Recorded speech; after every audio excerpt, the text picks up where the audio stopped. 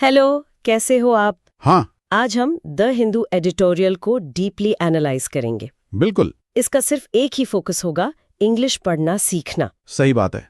Actual में हमारा focus English को पढ़ना सिखाना है, खास तौर पर हिंदी मीडियम के बच्चों के लिए, ताकि वो इंग्लिश को समझ भी पाएं और पढ़ भी पाएं। एकदम।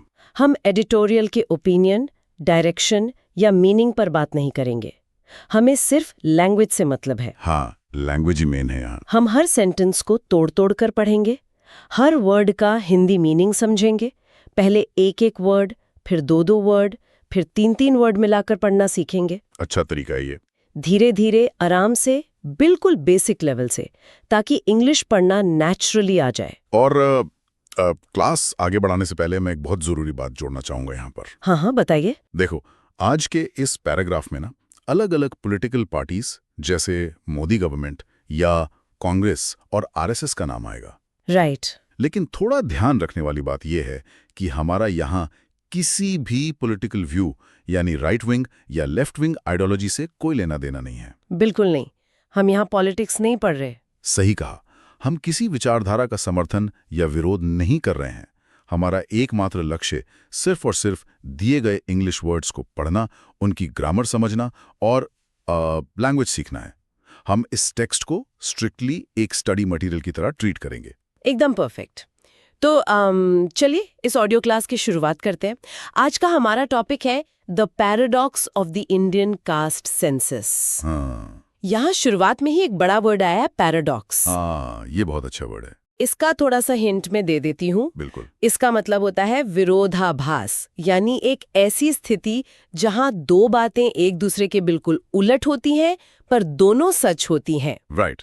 इस शब्द को हम आगे जब पैराग्राफ के एंड में आएंगे ना तो बहुत डिटेल में समझेंगे। बिल्कुल। तो बिना देरी किए आज के टेक्स्ट का पहला सेंटेंस उठाते हैं। बिल्कुल, शुरू करते हैं। सेंटेंस है, the Supreme Court was not wrong to dismiss a petition that sought to stall the caste census, which is part of the ongoing census 2027. बड़ा और काफी अच्छा सेंटेंस है। जी। चलिए इसको तोड़-तोड़ कर समझते हैं। बिल्कुल स्टेप बाय स्टेप जैसा हमने डिस्कस किया था। हाँ, शुरू करते हैं। पहला हिस्सा है द यानी वो, सुप्रीम कोर्ट यानी सर्वोच्च न्यायालय।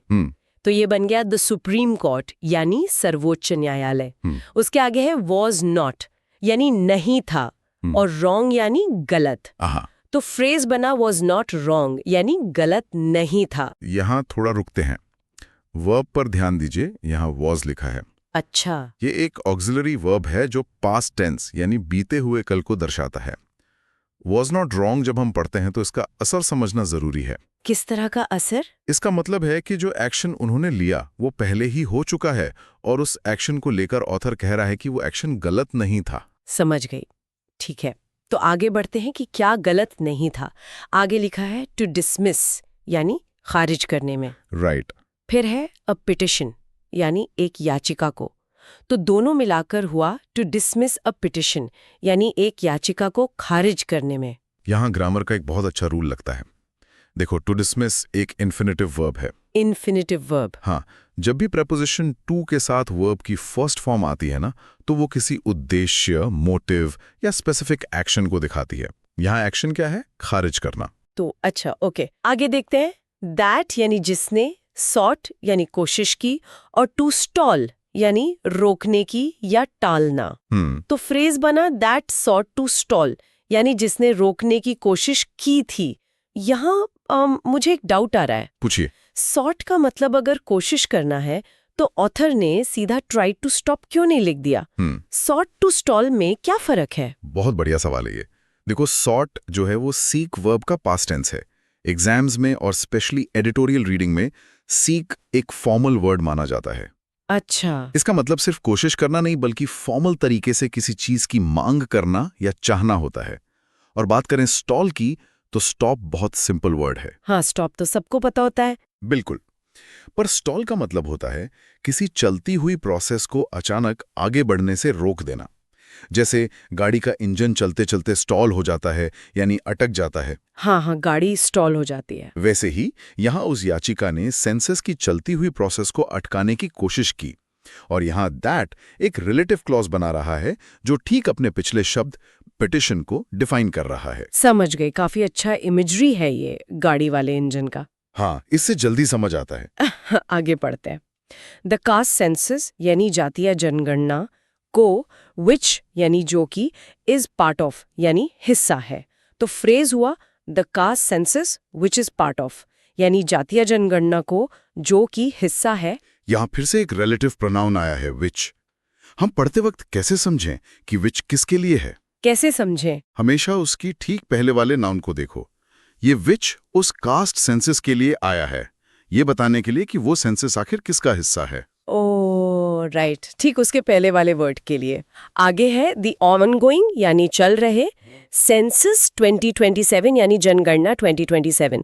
तो बन गया द ऑनगोइंग सेंसस 2027 यानी चल रहे जनगणना 2027 का। बिल्कुल। अब इस पूरे सेंटेंस का लॉजिक क्लियर करते हैं शुरू से आखिर तक। हु यानी कौन? The Supreme Court. What is happening? क्या हो रहा है? Was not wrong to dismiss a petition यानी एक याचिका खारिज करने में गलत नहीं था। सही। वाई? क्यों खारिज की?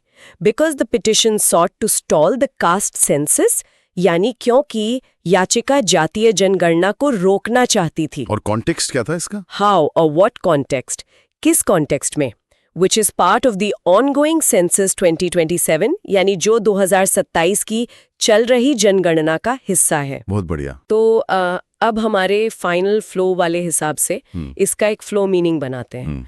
The Supreme Court was not wrong यानी सर्वोच्च न्यायालय गलत नहीं था टू डिसमिस अ पिटिशन यानी उस याचिका को खारिज करने में that sought to stall the caste census यानी जिसने जातीय जनगणना को रोकने की कोशिश की थी, which is part of the ongoing census 2007 यानी जो कि चल रहे 2027 जनगणना का एक हिस्सा है। बढ़िया। अब देखो, सुप्रीम कोर्ट का लॉजिक तो क्लियर हो गया कि उन्होंने पिटिशन क्यों डिसमिस की। हाँ, वो तो क्लियर है। पर एक सवाल दिमाग में आता है कि जब ये सब हो रहा था तब जज साहब ने अपनी तरफ से क्या रीजन दिया, उनके दिमाग में क्या चल रहा था? इसे समझने के लिए अगले सेंटेंस की तरफ चलते हैं। चलिए देखते हैं। सेंटेंस है The Chief Justice of India remarked in support of the caste count that any government of the day must know how many people are backward and how many need welfare. इसे भी तोड़ते हैं। शुरू करते हैं। The Chief Justice of India यानी भारत के मुख्य न्यायाधीश ने remarked यानी टिप्पणी की। तो बना The Chief Justice of India remarked यानी भारत के मुख्य न्यायाधीश ने टिप्पणी की। यहाँ ध्यान देना, रिमार्क्ड वर्ब की सेकंड फॉर्म है। हाँ, ईडी लगा है इनमें। सही कहा। आम बोलचाल में हम सेड यानी कहा यूज करते हैं, पर जब कोई अथॉरिटेटिव फिगर कोई ऑफिशियल बयान या ऑब्जर्वेशन देता है तो उसको रिमार्क करना कहते हैं। अच्छा, ऑफिशियल स्टेटमेंट्स के लिए रिमार्क आता है। आगे है इन सपोर्ट ऑफ यानी के समर्थन में, द कास्ट काउंट यानी जाति की गिनती के। तो फ्रेज हुआ in support of the caste count यानी जाति की गिनती के समर्थन में। यहाँ ध्यान देने वाली बात है प्रेपोजिशन इन। इसमें क्या खास है? इन सपोर्ट ऑफ एक पूरा प्रेपोजिशनल फ्रेज है। प्रेपोजिशंस का काम होता है आगे के नाउन को सेंटेंस के पिछले हिस्से से जोड़ना। यहाँ इन बता रहा है कि जो टिप्पणी यानी रिमार्क किया गया उसकी दिशा क्या थी। वो उस गिनती के अगेंस्ट नहीं था बल्कि उसके सपोर्ट यानी पक्ष में था। समझ गई, प्रेपोजिशन ने डायरेक्शन बता दी। आगे पढ़ते हैं। दैट यानी कि एनी गवर्नमेंट यानी किसी भी सरकार को, ऑफ द डे यानी उस वक्त की मौजूदा। राइट। तो ये बन गया that any government of the day यानी कि उस वक्त की किसी भी मौजूदा सरकार को। ये जो फ्रेज है ना, गवर्नमेंट ऑफ द डे, ये रीडिंग कॉम्प्रिहेंशन में बहुत पूछा जाता है। सच्ची? बच्चों को लगता होगा ऑफ द डे मतलब आज का दिन। हाँ बिल्कुल, यही गलती होती है। पर इसका रियल मीनिंग होता है कि उस समय सत्ता में बैठी हुई कोई भी सरकार, चाहे वो पिछले दशक की हो या आने वाले कल की, उस गिवन टाइम की सरकार। Oh okay.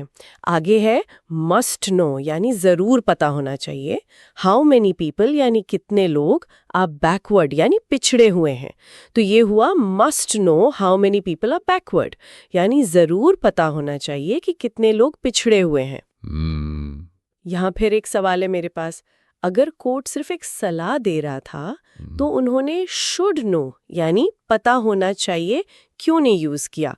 मस्ट नो में ऐसा क्या अलग है? यही तो इंग्लिश की सबसे खूबसूरत चीज है। देखो, शुड एक एडवाइस होती है, पर मस्ट एक मॉडल वर्ब है जो कंपल्शन यानी अत्यधिक जरूरत को दिखाता है। यानी ऑप्शन नहीं है कोई। एकदम सही। चीफ जस्टिस शुड कहकर इसे ऑप्शनल नहीं बना रहे, वो मस्ट नो कहकर इसे एक ड्यूटी बता रहे हैं कि एक सरकार के पास ये डेटा होना ही चाहिए, उसके बिना काम नहीं चलेगा। वर्ब से पूरा टोन बदल गया सेंटेंस का। वाह, एक वर्ड से इतना फर्क पड़ता है। अच्छा, अब आगे देखते हैं। एंड यानी और, हाउ मेनी यानी कितने लोगों को, नीड यानी जरूरत है, वेलफेयर यानी कल्याण की या सरकारी मदद की। राइट। तो फ्रेज हुआ and how many need welfare, यानी और कितने लोगों को कल्याण की जरूरत है। अगर हम एग्जाम्स जैसे बैंकिंग और एसएससी की बात करें ना, तो उनके रीडिंग कॉम्प्रहेंशन में वेलफेयर वर्ड बार बार दिखता है। इसका क्या मतलब निकालते हैं एग्जाम वाले? वेलफेयर का बेसिक मतलब भलाई होता है, पर पॉलिसीज और सरकार के रेफरेंस में वेलफेयर का मतलब होता है आर्थिक या सामाजिक रूप से कमजोर लोगों के लिए सरकारी मदद या स्कीम्स। अच्छा, सरकारी स्कीम को रेफर करते हैं। तो इसका लॉजिक सेट करते हैं अब। Who, the Chief justice, what did he do? Remarked in support of the count. सही। Why या what was the remark? That any government of the day must know how many are backward and need welfare. बिल्कुल। Flow meaning क्या होगा इसका? बिल्कुल, flow meaning देखते हैं। The Chief Justice of India remarked, यानी भारत के मुख्य न्यायाधीश ने टिप्पणी की in support of the caste count, यानी जाति की गिनती के समर्थन में। That any government of the day, यानी कि किसी भी मौजूदा सरकार को, must know how many people are backward, यानी जरूर पता होना चाहिए कि कितने लोग पिछड़े हैं, and how many need welfare, यानी और कितनों को कल्याण की जरूरत है। काफी क्लियर हो गया अब।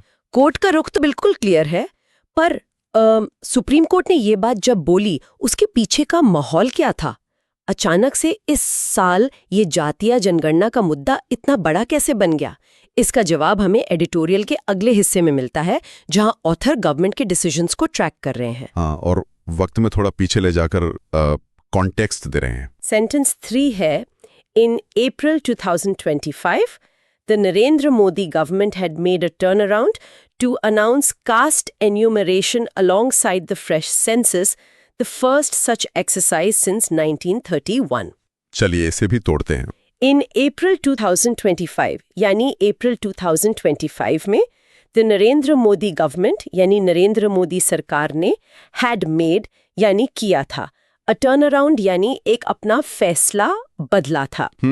तो ये बना इन अप्रैल 2025 the Narendra Modi government had made a turn around, यानी अप्रैल 2025 में नरेंद्र मोदी सरकार ने अपना फैसला बदला था।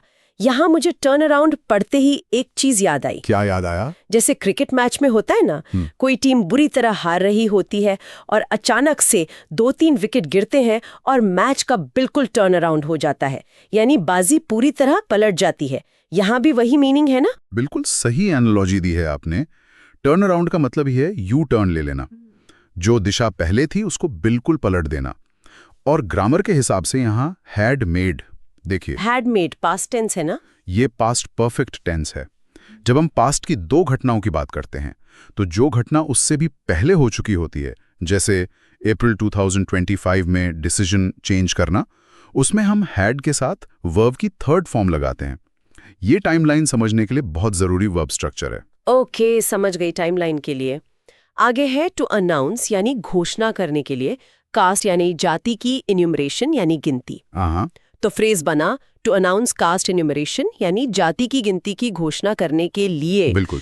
वोकैबुलरी के नजरिए से इन्यूमरेशन वर्ड पर मार्क कर लीजिए बच्चों।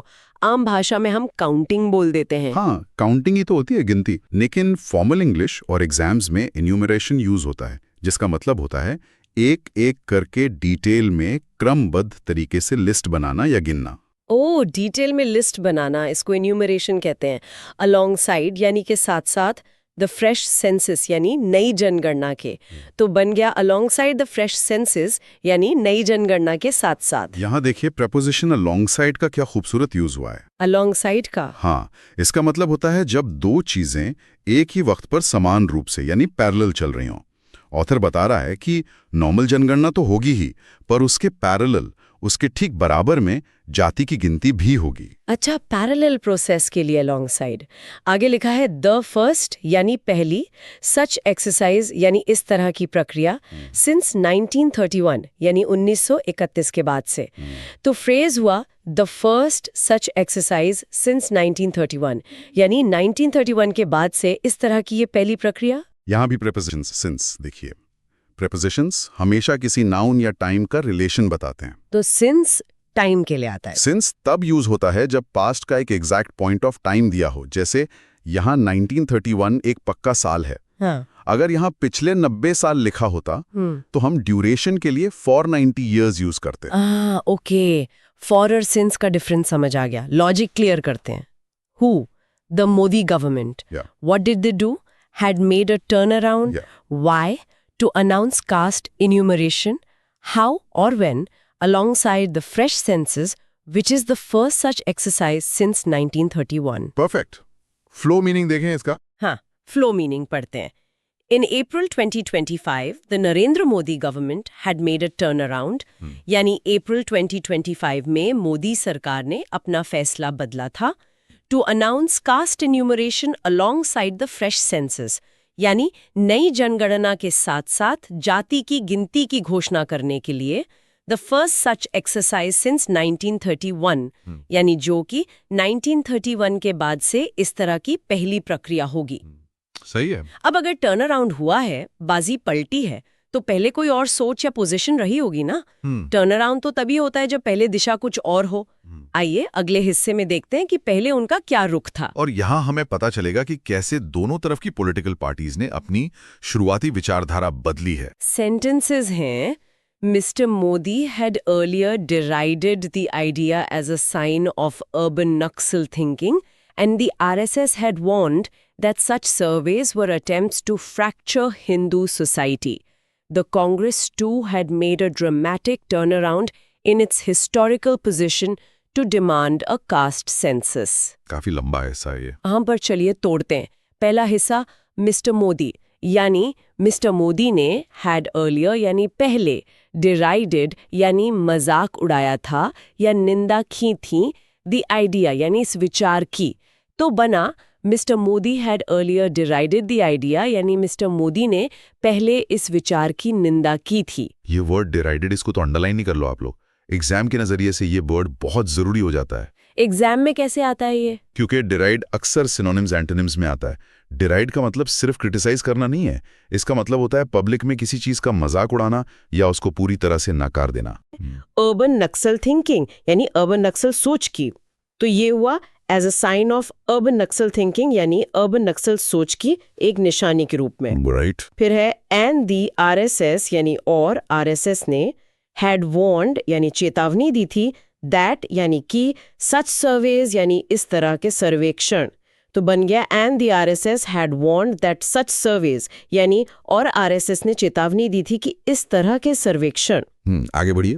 व यानी थे, अटेम्प्ट्स यानी कोशिशें, टू फ्रैक्चर यानी तोड़ने की या बांटने की, हिंदू सोसाइटी यानी हिंदू समाज को, तो फ्रेज हुआ the attempts to fracture Hindu society यानी हिंदू समाज को तोड़ने की कोशिशें थीं। यहाँ रुकते हैं थोड़ा। हाँ, यहाँ फ्रैक्चर वर्ड देखकर मैं भी रुकी थी। फ्रैक्चर तो हम नॉर्मली हड्डी टूटने पर यूज करते हैं ना, कि पैर में फ्रैक्चर हो गया। यहाँ सोसाइटी के रेफरेंस में इसे कैसे पढ़े? यही तो इंग्लिश पढ़ने का असली मजा है, जब आप लिटरल मीनिंग से हटकर कॉन्टेक्स्ट समझते हैं। हड्डी टूटने पर क्या होता है बताओ? एक सॉलिड चीज दो हिस्सों में बट जाती है, दर्द होता है। सही कहा, और उसमें दरार आ जाती है। ऑथर यहाँ वही इमेजरी यानी छवि क्रिएट कर रहा है कि सोसाइटी जो एक यूनिट है उसको बांटकर टुकड़ों में तोड़ने की कोशिश के लिए उसने फ्रैक्चर वर्ड यूज किया है। ब्रेक या डिवाइड कहता तो वो असर नहीं आता जो फ्रैक्चर कहने से आया है। बहुत डीप मीनिंग था ये तो। अब आगे देखते हैं कि दूसरी पार्टी का क्या हाल था। द कांग्रेस टू यानी कांग्रेस ने भी हैड मेड यानी किया था, ए ड्रामेटिक यानी एक नाटकीय, टर्न अराउंड यानी बदलाव, तो ये बना the Congress to had made a dramatic turn around यानी कांग्रेस ने भी एक नाटकीय बदलाव किया था। यहाँ सेंटेंस फ्लो को समझिए। कॉमा के बीच में जो वर्ड है टू यानी TO, ये कंजंक्शन की तरह काम कर रहा है। कंजंक्शन, ये कैसे काम करता है आप? इस छोटे से वर्ड ने बता दिया कि जो एक्शन पहली पार्टी ने किया, कांग्रेस ने भी बिल्कुल वही किया। उन्होंने भी अपना हिस्टोरिकल स्टैंड पलट दिया। एक जाति जनगणना की, तो ये हुआ in its historical position to demand a caste census, यानी अपने ऐतिहासिक रुख में जातीय जनगणना की मांग करने के लिए। लॉजिक सेट करते हैं इसका। हाँ, लॉजिक बहुत सिंपल है इसका। What happened? A dramatic turnaround in historical positions. By whom? By both major political sides. Why? Because earlier they warned against it or derided it, but now they demand or announce it. एकदम point पर। Flow meaning clear करते हैं। Mr. Modi had earlier derided the idea, यानी mister Modi ने पहले इस विचार की निंदा की थी as a sign of urban Naxal thinking, यानी अर्बन नक्सल सोच की निशानी के रूप में। And the RSS had warned, यानी और RSS ने चेतावनी दी थी that such surveys were attempts to fracture Hindu society, यानी कि ऐसे सर्वेक्षण हिंदू समाज को बांटने की कोशिशें थे। The Congress too had made a dramatic turnaround, यानी कांग्रेस ने भी एक नाटकीय बदलाव किया था in its historical position to demand a caste census, यानी जातीय जनगणना की मांग करने के लिए अपने ऐतिहासिक रुख में। बढ़िया। तो दोनों ही पक्षों ने अपनी हिस्टोरिकल पोजीशन बदली है। सही बात है। इसका मतलब है आज़ादी के ठीक बाद जो पुरानी सरकारें थी उनकी सोच आज की सोच से अलग थी। तो आखिर उन शुरुआती सरकारों की वो हिस्टोरिकल पोजीशन थी क्या? आइए देखते हैं। और ये पैराग्राफ का वो हिस्सा है जहाँ हिस्ट्री और लैंग्वेज दोनों जुड़ते हैं। सेंटेंसेस हैं, early governments of independent India decided not to enumerate caste with the census. The dominant thinking then was that counting caste communities would only reinforce the institution of caste that the state wanted to dismantle. इसे तोड़ते हैं। Early governments यानी शुरुआती सरकारों ने of independent India यानी आज़ाद भारत की, तो ये बना Early governments of independent India यानी आज़ाद भारत की शुरुआती सरकारों ने आगे decided यानी फैसला किया, not to enumerate यानी गिनती नहीं करने का, कास्ट यानी जाति की, with the census यानी जनगणना के साथ। तो फ्रेज हुआ decided not to enumerate caste with the census यानी जनगणना के साथ जाति की गिनती नहीं करने का फैसला किया। यहाँ नॉट टू एन्यूमरेट एक नेगेटिव इन्फिनेटिव है। नेगेटिव इन्फिनेटिव यानी नॉट लग गया इसलिए। हाँ, पिछले सेंटेंसेस में टू अनाउंस यानी करना था, यहाँ नॉट टू एन्यूमरेट यानी ना करना है। आज़ादी के बाद सरकारों ने डिसाइड किया कि वो जाति नहीं गिनेंगे। बिल्कुल। लेकिन इस ग्रामर के स्ट्रक्चर से हमें एक्शन तो मिल गया पर लॉजिक नहीं मिला। क्यों नहीं गिनना था? वही लॉजिक ना। उसका लॉजिक तो अगले हिस्से में है। द डोमिनेंट यानी हावी, थिंकिंग यानी विचारधारा या सोच, देन यानी उस वक्त, वॉज दैट यानी ये थी कि। तो ये बना the dominant thinking then was that यानी उस वक्त की हावी सोच ये थी कि। बिल्कुल। हावी सोच मतलब जो उस वक्त सबसे ज्यादा पावरफुल थॉट प्रोसेस था। सही पकड़ा आपने। डोमिनेंट का मतलब होता है जो सबसे ज्यादा ताकतवर हो, जिसका असर उस सोसाइटी पर सबसे ज्यादा हो। जैसे किसी खेल में कोई डोमिनेंट प्लेयर होता है ना, जो गेम पर छाया रहता है। हाँ हाँ, विराट कोहली की तरह। सही। उस वक्त सबसे असरदार सोच यही थी। काउंटिंग यानी गिनना, कास्ट कम्युनिटीज यानी जातीय समुदायों को, वुड ओनली यानी सिर्फ, और रीइंफोर्स यानी मजबूत करेगा। तो ये बना counting caste communities would only reinforce यानी जातीय समुदायों को गिनना सिर्फ और मजबूत करेगा। राइट। द इंस्टीट्यूशन यानी संस्था या प्रथा को, ऑफ कास्ट यानी जाति की, तो फ्रेज हुआ द इंस्टीट्यूशन ऑफ कास्ट यानी जाति की प्रथा को। एकदम सही चल रहा है। फिर है दैट यानी जिसे, द स्टेट यानी राज्य या सरकार, वांटेड टू यानी चाहती थी, डिसमैंटल यानी ध्वस्त करना या खत्म करना। तो ये बना that the state wanted to dismantle यानी जिसे सरकार खत्म करना चाहती थी। इस सेंटेंस में ना दो वर्ड्स पर मैं सबका ध्यान खींचना चाहूंगा और एग्जाम पॉइंट ऑफ व्यू से ये बहुत जरूरी है, रीइंफोर्स और डिसमैंटल। इनमें क्या खास है? ये दोनों एक दूसरे के परफेक्ट एंटोनिम्स हैं, यानी विलोम शब्द। री प्रीफिक्स का मतलब होता है दोबारा और एनफोर्स मतलब लागू करना। रीएनफोर्स का मतलब हुआ किसी चीज को और मजबूत बनाना। ओके। और डिसमैंटल? वहीं दूसरी तरफ डिसमैंटल का मतलब किसी बिल्डिंग को ध्वस्त करना नहीं होता, बल्कि किसी मशीन या प्रथा को पुर्जे पुर्जे करके सिस्टमैटिक तरीके से खत्म करना होता है। बहुत इंटरेस्टिंग है ये। तो अर्ली गवर्नमेंट्स का लॉजिक क्या था? Who early governments what did not enumerate caste. Why? Because counting would reinforce यानी मजबूत करेगा the caste system, but the government actually wanted to dismantle यानी खत्म करना it. सही है। फ्लो मीनिंग बताएंगे इसका? हाँ, फ्लो मीनिंग देखते हैं। Early governments of independent India यानी आजाद भारत की शुरुआती सरकारों ने decided not to enumerate caste with the census यानी जनगणना के साथ जाति की गिनती नहीं करने का फैसला किया।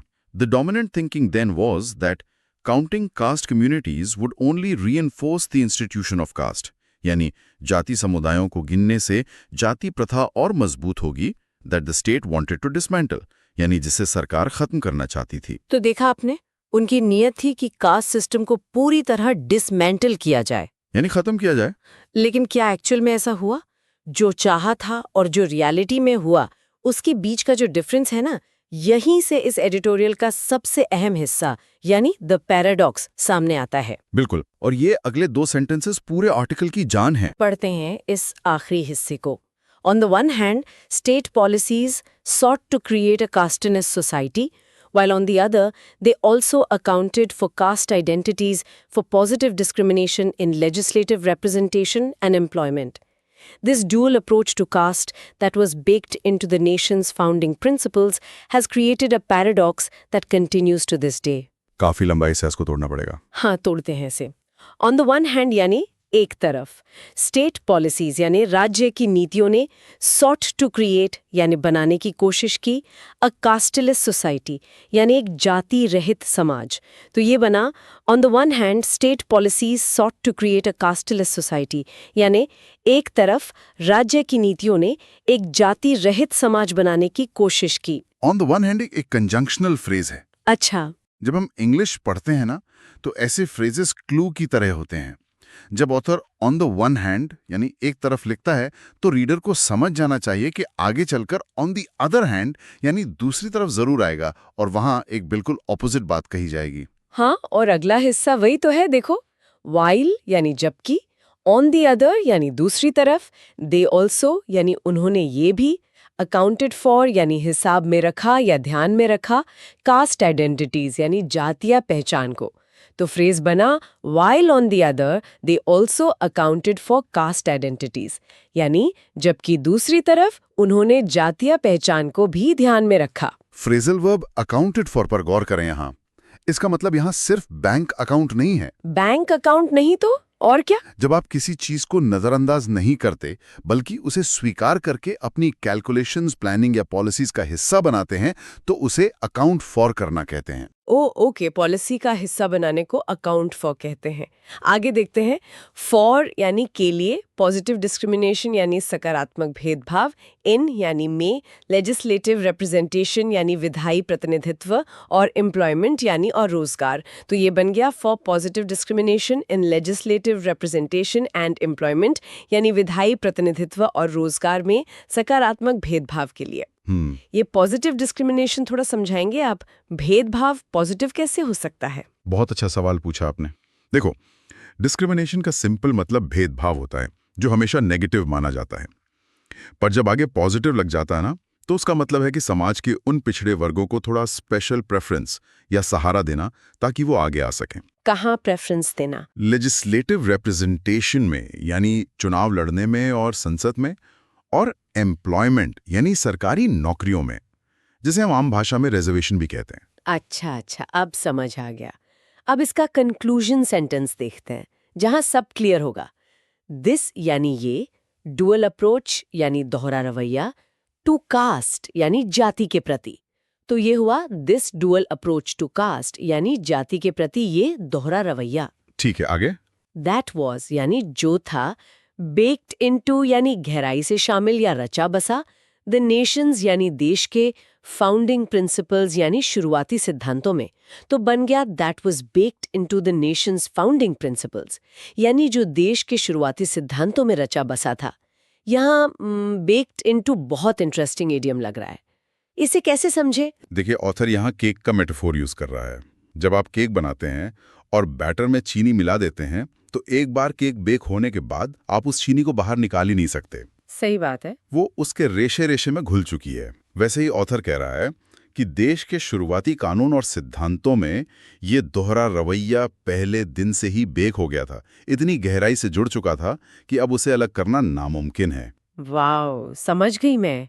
हैज क्रिएटेड यानी ने पैदा कर दिया है, अ पैराडॉक्स यानी एक विरोधाभास, दैट कंटिन्यूज यानी जो जारी है, टू दिस डे यानी आज तक। तो फ्रेज हुआ has created a paradox that continues to this day, यानी उसने एक विरोधाभास पैदा कर दिया है जो आज तक जारी है। तो अब फाइनली ये वर्ड आया पैराडॉक्स। हाँ, और अब इसका मतलब पूरी तरह सामने आ गया। विरोधाभास, पैराडॉक्स उस सिचुएशन को कहते हैं जहां दो बातें एक दूसरे के बिल्कुल उलट हों, लेकिन फिर भी दोनों एक ही वक्त पर सच हों।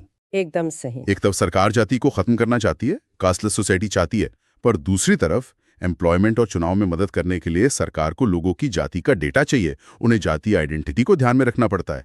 जातिपात मिटाना भी है और जाति का हिसाब भी रखना है। दोनों एक्सट्रीम ऑपोजिट बातें एक साथ सच है। एकदम सच है। इसी उलझन, इसी स्थिति को पैराडॉक्स कहते हैं। क्या जबरदस्त वर्ड है ये, तो एक अकेला वर्ड पूरे पैराग्राफ की समरी दे गया। इसका फाइनल फ्लो मीनिंग पढ़ लेते हैं जल्दी से। On the one hand state policies sought to create a casteless society, यानी एक तरफ जहां सरकारी नीतियों ने जाति रहित समाज बनाने की कोशिश की, while on the other they also accounted for caste identities, यानी वहीं दूसरी तरफ उन्होंने जातीय पहचान को भी ध्यान में रखा, for positive discrimination in legislative representation and employment, यानी विधायिका और रोजगार में सकारात्मक भेदभाव के लिए। This dual approach to caste, यानी जाति के प्रति ये दोहरा रवैया, that was baked into the nation's founding principles, यानी जो देश के शुरुआती सिद्धांतों में रचा बसा था, has created a paradox that continues to this day, यानी उसने एक ऐसा विरोधाभास बना दिया है जो आज तक जारी है। सच में आज का ये एडिटोरियल ग्रामर और वोकैबुलरी दोनों से भरा हुआ था, और हमने बिल्कुल एक क्लासरूम की तरह हर प्रेपोजिशन कहाँ लगा, हर वर्ब का असर क्या था, सब समझा। बिल्कुल सही बात है, और यही हमारी इस तोड़ तोड़ कर पढ़ने वाली मेथड का मैजिक है।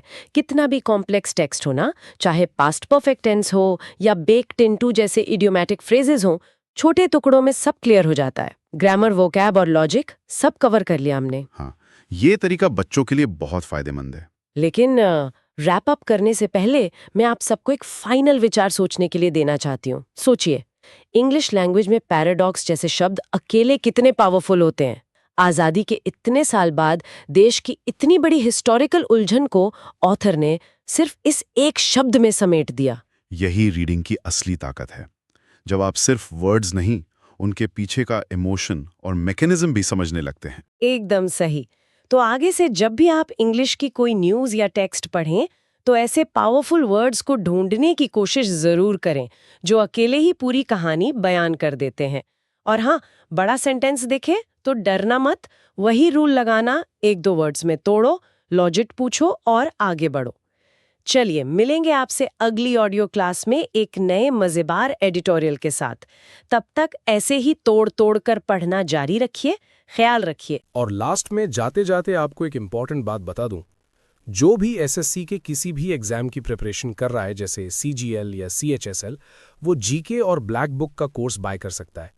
जीके में आपको फैट मैन बुक की कंप्लीट ऑडियो बुक मिलेगी जो आपकी स्टडी को मेडिटेशन जैसा फील कराएगी। और उसके बाद little boy truly life changing होगा। इसमें जीके जिस तरीके से पढ़ाया गया है, शायद किसी ने सोचा भी नहीं होगा कि जीके ऐसे भी पढ़ाई जा सकती है।